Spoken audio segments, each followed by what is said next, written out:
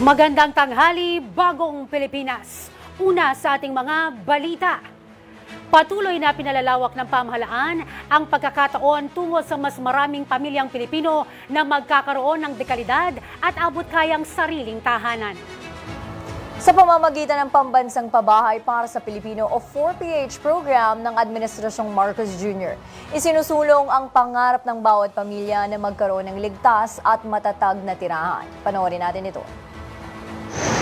Sa loob ng maraming taon, libu-libong pamilyang Pilipino ang walang maayos na tirahan.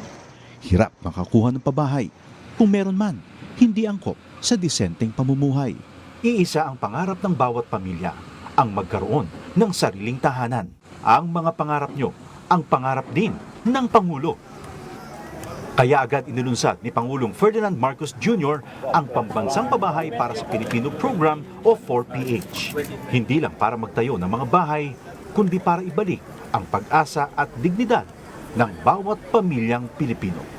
Noong nakaraang linggo, binalikan ng Pangulo ang ilan sa mga housing projects sa Pampanga para tiyakin na ang bawat pamilya may tunay na pagkakataong magkaroon ng sariling tirahan at ang bawat tahanan, ligtas at dekalidad.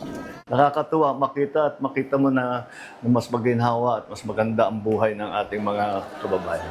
Dagdag pa ni Secretary Jose Ramon Aliling ng Department of Human Settlements and Urban Development. Ngayon, lahat po ng modalities. Nandiyan po yung horizontal, house and lot. Ang dignidad ng pamilya ay, lalo na ang Pilipinong pamilya, ay pag nagkaroon siya ng sarili niyang bahay. Kwento ng mga residente, dahil sa mababang interes sa pabahay, naging mas abot kaya ito para sa kanila. Ibinaba kasi ng gobyerno sa 1 to 3% ang subsidized interest rate para sa mga kwalipikadong benepisyaryo ng socialized housing project, aninsunod pa rin sa utos ng Pangulo. Yung mga kulang na bahay ay kagawa natin ng paraan upang lahat ng nangangailangan ng pabahay ay gagawin natin. Sa buong bansa, tuloy-tuloy ang trabaho. Isa-isang inaayos sa mga bagay na magpapagaan sa buhay ng mga Pilipino. Kasama na rito ang disente at sariling tirahan na hindi lang pangarap, kundi tahanang nabubuksan para sa bawat Pilipino.